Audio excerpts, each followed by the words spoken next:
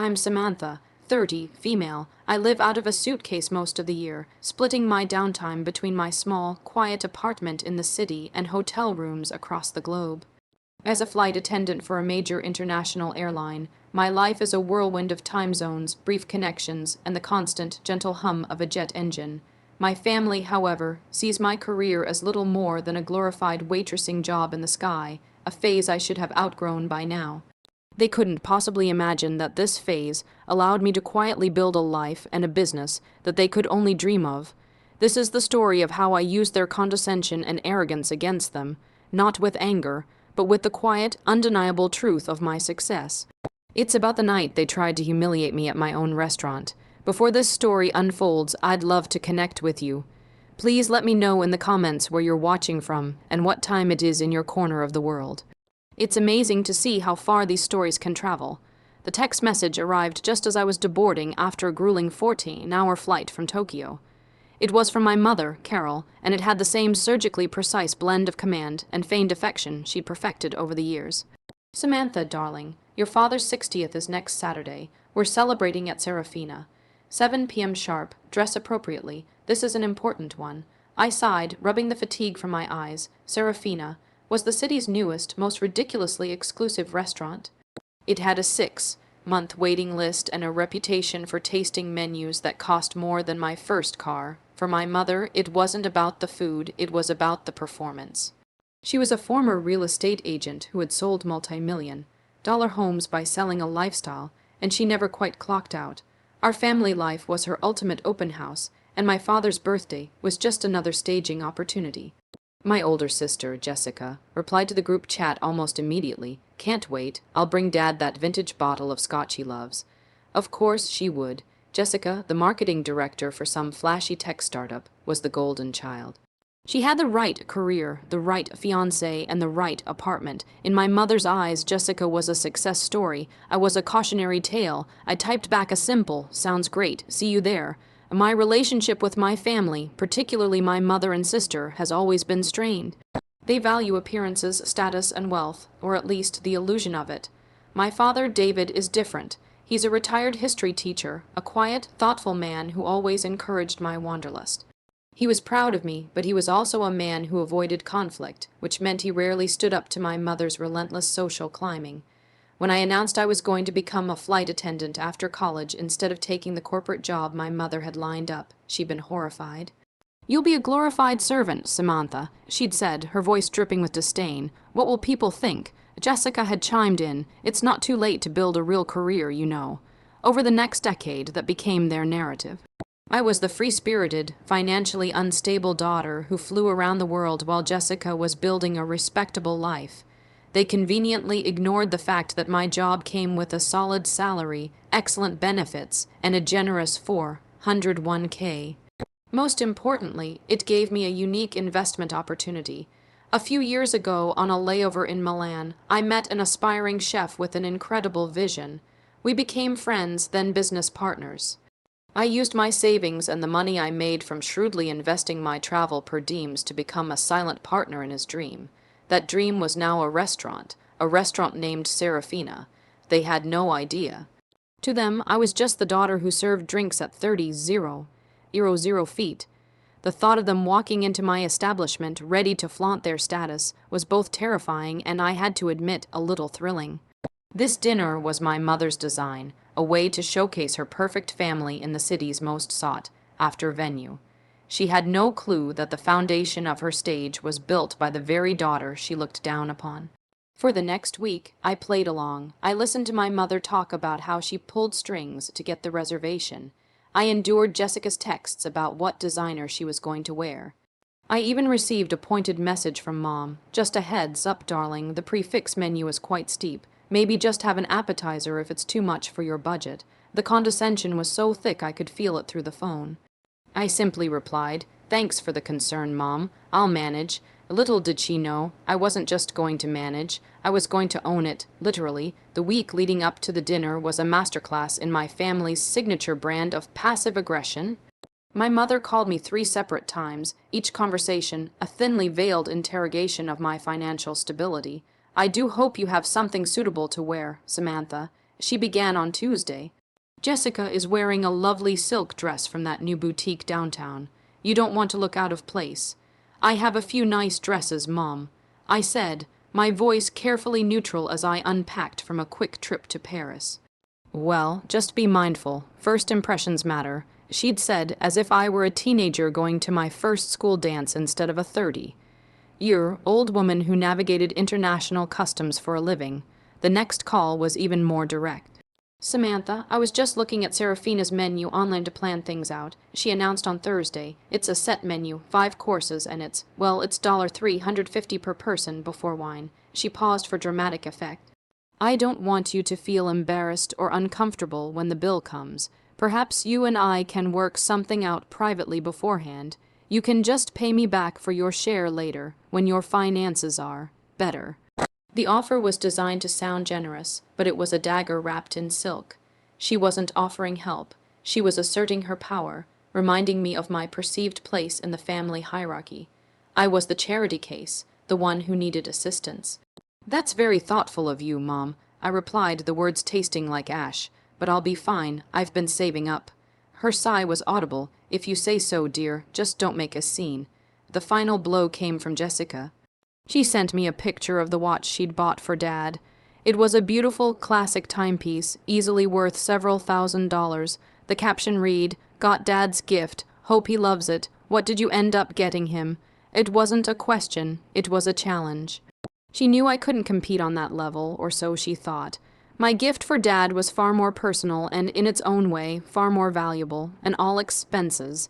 Paid first-class trip for him and me to visit the Normandy beaches, a place the history buff had always dreamed of seeing. I hadn't told anyone about it yet. It was a surprise. Compared to her flashy watch, my gift felt quiet, but I knew my father would appreciate the experience more than any object. Still, Jessica's message did its job. It made me feel small. On the night of the dinner, I took a deep breath before leaving my apartment. I chose a simple but elegant black jumpsuit, something professional and understated. It wasn't designer, but it was chic and confident. I didn't need a label to feel my worth. As I drove to the restaurant, my restaurant, a strange sense of calm washed over me. The years of feeling underestimated, of biting my tongue during their condescending remarks, were about to culminate in this one evening. When I arrived, my family was already waiting in the lavish foyer, my mother scanning the room with a proprietary air. She was in her element. She turned as I approached, and her eyes gave me a swift, critical one, sober. A flicker of disappointment crossed her face, likely because my outfit wasn't as shabby as she'd hoped. "Samantha, you're here," she said, her tone implying I was late, though I was perfectly on time. We were just about to be seated. Jessica gave me an air, kiss, cute jumpsuit. She said, the word cute, laced with the faintest hint of pity. She was wearing the aforementioned silk dress, a floral monstrosity that screamed, "Look at me." My father, bless his heart, gave me a warm hug. "You look wonderful, honey," he whispered, a small act of kindness that felt like a life raft in a sea of judgment. As the hostess approached, my mother stepped forward, ready to announce her name for the reservation she was so proud of. But before she could speak, the hostess's eyes met mine. A small professional smile touched her lips. "Good evening, MS Evans," she said to me. "Your table is ready." My mother froze. "Excuse me," she said, her voice sharp. "The reservation is under Carol Evans." The hostess glanced at her tablet, then back at me. "My apologies. I was told to be on the lookout for MS Samantha Evans tonight." A knot of confusion formed on my mother's brow. But before she could question it further, my manager, Marco, appeared. He was impeccably dressed, his warm smile instantly commanding respect. He walked directly to me, bypassing my mother completely.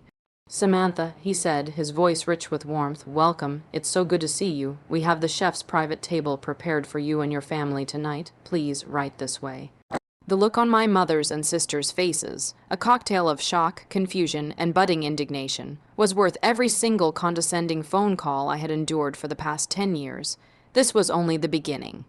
Marco led us through the bustling main dining room to a semi-private alcove at the back, overlooking the restaurant's stunning garden. It was the best table in the house, reserved for VIP and special guests. My mother, who had expected a standard table, was momentarily stunned into silence by the sheer exclusivity of it. Her confusion was warring with her innate desire to be seen as important. Importance for now was winning. "Well, this is a lovely surprise," she said, recovering her composure as she settled into a plush velvet chair. "I must say I'm impressed. They certainly know how to treat their guests." She looked at me, a hint of suspicion in her eyes. "How did they know your name, Samantha?" I gave a small shrug, feigning ignorance. "I'm not sure. Maybe when you made the reservation, you mentioned my name." Jessica scoffed. "Why would she do that? No offense, Sam, but you're not exactly a regular at places like this." I ignored the jab. "I guess we just got lucky." The service was flawless, almost reverential. The sommelier appeared, addressing me directly. "Ms. Evans, the chef has taken the liberty of selecting a few wine pairings for your father's celebration tonight, with our compliments. Shall I begin with the champagne?" "With our compliments," my mother echoed, her eyes wide. My goodness. Jessica was practically buzzing with smug satisfaction. They must have looked up Dad's name and realized he's a respected figure. She speculated, completely missing the point that our retired teacher father was not a public figure, or maybe they know my fiancé is family. I let them construct their own fantasy. It was far more entertaining that way. As the first course arrived, a delicate scallop crudo presented like a work of art. My father beamed. "This is incredible, girls," he said, his happiness genuine and pure. "Thank you for arranging this, Carol." My mother preened, accepting the credit. "Only the best for you, my love." For a while, the dinner was almost pleasant. The spectacular food and wine kept my mother and sister occupied, but their deeply ingrained habits couldn't be suppressed for long. Between the second and third courses, I excused myself to use the restroom. The route took me down a short, secluded hallway that ran behind our alcove, past the entrance to the main kitchen. As I walked back, I heard their voices, my mother's and Jessica's, drifting from the table. They were speaking in low, conspiratorial tones, assuming I was out of earshot. "I still don't understand what's going on," Jessica said, her voice tight with annoyance. "All this special treatment, and they keep looking at her. It's bizarre, I know." My mother replied, her voice sharp with disdain. "It's probably just a mistake, or perhaps she knows one of the waiters from her. Travels, don't worry, the bill will bring her crashing back to reality. There's no way she can afford this. She'll have to come crawling to us by the end of the night." My blood ran cold. I stopped in the shadows of the hallway, pressing myself against the wall, listening. "I just hope she doesn't make a scene when she sees the total," Jessica continued. "It would be so embarrassing. You were right to warn her. She probably makes, what, 50,000 a year. This one dinner is like a month's salary for her. Less, probably," my mother said with a dismissive laugh. "Honestly, I don't know why she insists on keeping that ridiculous job. She's 30 years old, living like a college student. No stability, no prospects. I worry about her future, I really do." Her worry was just another word for judgment. Her concern was a weapon. They weren't just underestimating me. They were actively hoping for my failure. They wanted to see me humbled, to see me forced to admit that their way of life was superior and that my choices were foolish. They weren't just waiting for me to fail. They were relishing the thought of it. Standing there in that dim hallway, a profound sadness washed over me, quickly followed by a cold, hardening resolve. I had always known they looked down on me, but hearing the raw contempt in their voices, the way they spoke about me when they thought I couldn't hear, changed everything. This was no longer just about revealing a secret. It had become about teaching them a lesson in respect, a lesson they would never forget. I took a moment to compose myself, smoothing down my jumpsuit. I wiped the hurt from my face and replaced it with a calm, placid mask. When I returned to the table, they both looked up, their expressions instantly shifting to feigned pleasantness. "There you are," my mother said with a bright, false smile. "We were just saying how wonderful the service is." I smiled back, a genuine smile this time, but it held a new, steely edge they couldn't see. "It is, isn't it?" I said, taking my seat. "They make you feel right at home." The rest of the meal passed in a blur of exquisite dishes and escalating tension. With every complimentary course and every deferential address from the staff toward me, the cracks in my mother's and sister's composure began to show. Their initial delight at the VIP treatment had curdled into a suspicious, resentful confusion.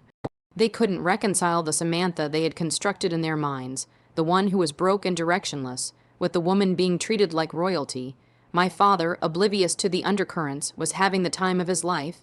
He savored every bite, chatted happily with the sommelier about the history of the vineyards, and his face was lit with a joy I hadn't seen in years. This, at least, was real. This made the whole night worthwhile. As the dessert plates were cleared, Jessica decided she couldn't stand the mystery any longer. She flagged down a passing waiter, a young man named Leo. "Excuse me," she said, her voice a little too loud. "We've had a lovely evening, but we're all a bit curious. The service has been exceptionally attentive. Is there a special promotion tonight?" Leo, who had been briefed by Marco, smiled politely. "The chef always asks us to take special care of friends of the house, ma'am." "Friends of the house," Jessica pressed. "And who exactly is the friend?" Leo's eyes flickered toward me for a microsecond before he answered smoothly. "Our manager, Marco, wanted to ensure Mr. Evans had a memorable birthday. We're all very happy to be a part of it." It was a brilliant, non-committal answer, but it didn't satisfy them. It only deepened the mystery. My mother leaned forward. "This is all very generous," she said, her tone laced with suspicion. "But I trust this generosity will not be reflected on the final bill in some creative way." Before Leo could answer, I interjected, "Mom, please don't be rude. Let's just enjoy the wonderful evening they've provided." My defense of the restaurant seemed to be the final straw for her. She saw it as me siding with strangers over my own family's, in her mind, valid financial concerns. This was when I started to think about the bigger picture. My mother and sister's entire world. It was built on a very specific definition of success: visible, material wealth, a big house, a luxury car, a high-powered job title. Jessica's role as a marketing director at a startup was a key part of this facade. On social media, she portrayed a life of endless success: business, class travel, lavish client dinners, and industry awards. My mother bragged about it constantly, but I knew things they didn't. Through my travels, I'd met people in all sorts of industries. A few months back, on a flight to San Francisco, I'd sat next to a venture capitalist who happened to be familiar with Jessica's company. He'd mentioned off-handedly that the startup was struggling, that they had burned through their seed funding and were on the verge of collapsing. "Lots of flash, no substance," he'd said with a shrug. "The marketing team there is great at making noise, but they can't sell a product that doesn't work." After that conversation, I did some digging. It wasn't hard to find public records of their financial troubles. Jessica's impressive career was built on a house of cards. She wasn't a corporate titan. She was the head of marketing for a failing company. Her expensive lifestyle, the designer dress, the fancy watch for Dad, it was all likely funded by debt, a performance to keep up with our mother's expectations. My mother, too, had her secrets. After my father retired, her lavish spending hadn't slowed down. I knew my dad's pension was comfortable, but it wasn't enough to fund her country club membership, her shopping sprees, and dinners at places like Serafina. I suspected she was dipping heavily into their retirement savings, possibly without my father's full knowledge, all to maintain the illusion of wealth. Their judgment of me wasn't just about my career choice, it was a defense mechanism. By casting me as the failure, they could feel better about the instability of their own lives. My quiet, steady, and debt-free existence was an unknowing threat to their carefully constructed reality. They needed me to be poor, because if I wasn't, it meant their own sacrifices and posturing might have been for nothing. Thinking about this, my plan for the evening crystallized. It was no longer enough to just reveal I owned the restaurant. I needed to do it in a way that gently but firmly dismantled the facade they hid behind. I wanted them to understand that real success isn't about what you show people. It's about what you build quietly and honestly for yourself. The confrontation wouldn't just be about me. It would be about them, too. The final act was about to begin. The empty dessert plates were gone, and the rich aroma of coffee filled the air. My father was leaning back in his chair, a look of pure contentment on his face. My mother and Jessica, however, were wound as tight as clock springs. The moment of financial reckoning was at hand, and they were positively vibrating with anticipation for my supposed humiliation. This was my cue. I caught Marco's eye across the dining room. He gave me a subtle, almost imperceptible nod. He'd been an incredible ally all night, managing his staff with a quiet brilliance that kept my family off balance without ever being overt. He understood the stakes. He had been there from the beginning, when Serafina was just a business plan scribbled on a napkin in a Milanese cafe. He knew the years of hard work, the saved paychecks, the sacrifices I'd made. He was as invested in this moment as I was. I took a sip of water, my heart beating a steady, determined rhythm. "Dad," I said, my voice cutting through the tense silence, "I'm so glad you enjoyed your birthday dinner, but I have one more gift for you." Jessica immediately straightened up, a smug look on her face. This was it, the moment she would won. Up my meager, heartfelt present with her expensive watch. "Oh, that's sweet, Sam," she said condescendingly. "What is it? A keychain from your latest trip." I smiled calmly and reached into my purse, pulling out a sleek, elegant envelope. I handed it to my father. He looked at it, confused. "What's this, sweetheart? Open it," I urged. He carefully broke the seal and pulled out 2 first-class, open-ended plane tickets to France and a detailed itinerary for a week-long private tour of the historical sites in Normandy. His eyes scanned the document, widening with each line he read. His breath hitched. "Samantha," he whispered, his voice thick with emotion. He looked up at me, his eyes shining. "The beaches at Normandy. I've always wanted to see them. How did you? This is..." He was speechless. "I've been saving my air miles and bonus points for years," I said softly. "I know it's been your dream. I'll take the time off, and we can go whenever you're ready." He stood up and pulled me into a fierce hug. "This is the best gift I have ever received," he murmured into my hair. Across the table, Jessica's face was a mask of thunderous disbelief. My gift, an experience tailored perfectly to our father, had completely overshadowed her materialistic, transactional offering. The watch suddenly seemed impersonal and gaudy. My mother, for her part, looked furious. I had not only failed to be poor, but I had also stolen the spotlight. "Well," my mother said, forcing a tight smile, "that's a very thoughtful trip, Samantha. I'm sure it will be very educational." This was the moment. The tension was at its peak. The bill had not yet arrived, but they were already reeling. I leaned back in my chair. "I'm glad you both enjoyed the dinner tonight," I said, my gaze sweeping over my mother and sister. I was a little nervous, to be honest. It's always stressful when you have your soft opening. A confused silence fell over the table. "Soft opening?" Jessica asked, her brow furrowed. "What are you talking about? This?" I said, gesturing around the beautiful, bustling restaurant. "Serafina, this is my restaurant." My mother let out a short, sharp laugh. It was a sound of pure disbelief. "Don't be ridiculous, Samantha. You're a flight attendant. You serve people peanuts. You don't own a place like this." "You're right," I said calmly. "I don't own it alone. I have a business partner, our head chef, Antonio, but I am the majority investor. I found the location, secured the funding, and designed the business plan. My name is on the deed." Their faces went through a rapid fire sequence of emotions: confusion, disbelief, denial, and finally, a dawning, horrified understanding. All the special treatment, the staff knowing my name, the complimentary service, it all clicked into place with a sickening thud. Jessica just stared at me, her mouth slightly agape. You're lying, am I?" I asked, raising an eyebrow, and just as I said it, Marco approached the table, holding the leather billfold. My mother instinctively reached for it, her face pale. Marco didn't look at her. He walked to my side and placed it on the table in front of me. "Everything is taken care of for the evening, Ms. Evans," he said with a professional smile. Then he turned to my stunned family. "On behalf of Samantha and Chef Antonio, we are so glad you could join us for our friends and family preview night. We trust everything was to your satisfaction." He then looked directly at my mother. "The owner will see you now." The silence that followed Marco's statement was the most profound I had ever experienced. It was so complete that I could hear the faint clinking of cutlery from the main dining room and the soft music drifting through the air. My father stared at me, his earlier joy now mixed with a look of pure, unadulterated shock.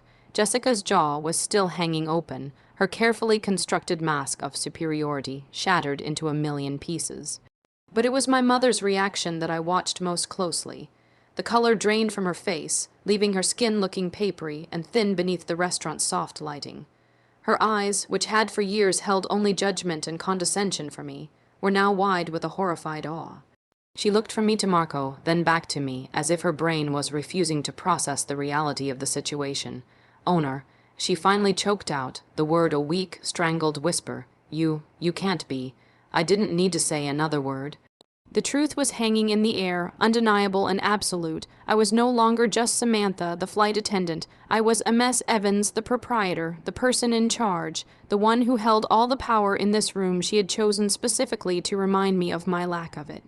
Jessica found her voice first, and it was laced with venomous disbelief. "How?" she demanded, her voice rising. "How could you possibly afford this? This place must have cost millions. You fly economy class." I said simply, my voice even and calm.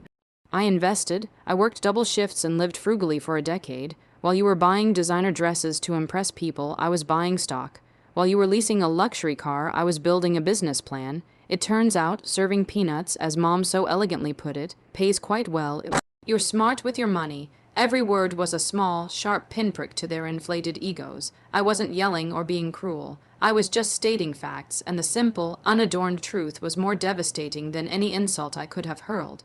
My father finally spoke, his voice filled with a quiet wonder. "Sami, is this true, all of it?" I turned to him, my expression softening. "Yes, Dad, it is. I wanted to build something real. I kept it a secret because, well, I knew they wouldn't believe me. I wanted to show you, not just tell you." He shook his head slowly, a proud, sad smile on his face. "All these years," he said, more to himself than to anyone else, "we had no idea." He looked at my mother and sister, and for the first time I saw a flicker of profound disappointment in his eyes. He had been a passive observer for too long, and I think in that moment he finally saw the full extent of their cruelty toward me. My mother, having recovered from her initial shock, switched tactics. Her expression morphed from horror to righteous indignation. "And you let us walk in here," she hissed, her voice low and furious. "You let me talk about the prices, about your budget. You sat there and let us make fools of ourselves. This was a setup. You did this to humiliate us." "No, Mom," I replied, my voice losing its gentle edge and gaining a core of steel. "You did this to humiliate me. You chose the most expensive restaurant in the city with the sole purpose of making me feel small and poor. You spent all week reminding me that I couldn't afford it. You talked about me behind my back, waiting for me to crash back to reality. The only thing I did tonight was refuse to play the part you wrote for me. This isn't my humiliation, it's yours. This is the reality you didn't want to see." Jessica finally snapped. "So this is your revenge. You lure us to your fancy restaurant to gloat. Is that what this is about, proving you're better than us?" "This isn't about being better," I said, looking her straight in the eye. "This is about being seen, for who I am, not who you wanted me to be. And Jessica, maybe you should be less concerned with my finances and more concerned with your own. I hear things at your startup aren't going so well. A failing company is a difficult thing to hide behind, no matter how great your marketing is." The direct hit landed with surgical precision. Jessica flinched as if I'd slapped her. Her face went from angry to terrified in a split second. My mother shot her a questioning look, the foundation of their perfect family narrative trembling violently. I stood up, signaling the end of the conversation. "The dinner, the wine, everything tonight is on the house, of course. Consider it a gift. Happy birthday, Dad." I leaned down and kissed his cheek. Then I turned to my mother and sister, their faces pale and stricken in the candlelight. "I hope you enjoyed the meal," I said, my voice devoid of malice but also of warmth. "It was simply professional. Feel free to stay for another coffee if you'd like. Marco will see you out when you're ready." And with that, I turned and walked away, leaving them sitting in stunned silence at the best table in my restaurant. With the bill for their arrogance finally and fully paid, I didn't go far. I went to the kitchen, a place of controlled, beautiful chaos that felt more like home than the dining room ever could. The scent of garlic, roasting herbs, and baking bread enveloped me. My business partner and head chef, Antonio, was there, directing his team with quiet intensity.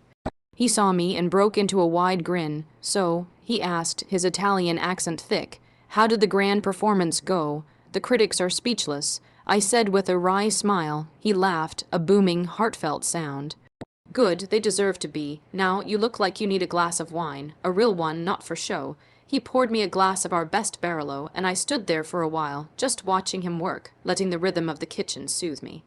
I hadn't felt the triumphant joy I expected. Instead, I felt a strange, quiet sense of release, as if I had finally put down a heavy weight I'd been carrying for years. After about 20 minutes, Marco came into the kitchen. "They have left," he said quietly. "How was it?" I asked, silent. He replied, "Your father looked at your mother in a way I have never seen a man look at his wife. Not with anger, with clarity. Your sister looked like she was going to be sick." They did not speak a single word to each other on the way out. The next few days were quiet. Too quiet. My mother, who typically texted me multiple times a day, sent nothing. Jessica's social media, usually a flurry of curated perfection, went dark. The silence was their answer. They had no defense, no argument, no way to spin this story into one where they came out on top. They had been confronted with a truth so undeniable that it had broken their narrative completely. The first person to reach out was my father. He called me 2 days later. Saw me, he said, his voice heavy. I am so proud of you, and I am so sorry. You don't have to be sorry, Dad. I said gently, yes, I do. He insisted. I stood by for years and let them treat you that way. I let them diminish your choices, your life. I was a coward because I didn't want to cause fights, but seeing what you built on your own in secret, it showed me what real strength is. I failed to protect you from their snobbery, and I will not let that happen again. It was the most honest conversation we had ever had. He told me he and my mother were having some difficult talks. He had discovered she had been draining their savings to maintain her lifestyle, just as I had suspected. Jessica's startup had officially folded, and she was facing a mountain of debt. Their house of cards had come tumbling down. A week later, a letter arrived at my apartment. It was from my mother. It wasn't an apology, not really. It was a long, rambling, self-pitying letter about how she had only ever wanted the best for us, how she had felt judged by her own social circle, and how my secrecy had felt like a betrayal. Buried in the last paragraph were the words, "I suppose I may have misjudged your career path." It was the closest I would ever get to an admission of fault from her, and I accepted it for what it was. Jessica never reached out. I heard through my dad that she had moved into a smaller apartment and was looking for a new job, humbled and bitter. Our relationship, already strained, was likely severed for good. Some things, once broken, can't be put back together. My relationship with my father, however, has never been stronger. We took that trip to Normandy a few months later. Standing on Omaha Beach, watching the waves crash on the shore, he put his arm around me. "You know," he said softly, "history teaches us that empires fall because of their own arrogance. People build walls to project strength, but it's the bridges that last." He was right. My family had built walls of wealth and status, and they had crumbled. I had spent my life building bridges to new places, new people, and new opportunities, and my bridges had led me home to a place I had built for myself. Serafina became a massive success, but its real value was never in the money it made. It was in the truth it revealed. I didn't set out for revenge, not really. I just set out to build a life on my own terms. And in the end, that was the most satisfying victory of all.